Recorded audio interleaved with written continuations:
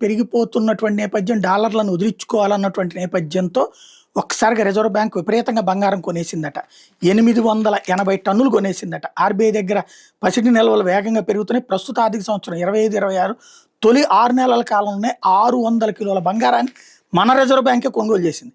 దీంతో సెప్టెంబర్ చివరికి ఆర్బీఐ దగ్గర పసిడి నిల్వలు 890 మెట్రిక్ టన్నులకు చేరుకున్నాయి. వీటి విలువ 95 బిలియన్ డాలర్లు, అంటే సుమారు 8,36,000 కోట్లు ఉంటుంది. ఆర్బీఐ డేటా ఇది చెప్తుంది. ఏప్రిల్, జూన్ త్రైమాసికంలో 200 కిలోలు, జూలై, సెప్టెంబర్ కాలంలో 400 కిలోలు చొప్పున బంగారం నిల్వల్ని ఆర్బీఐ పెంచుకుంది.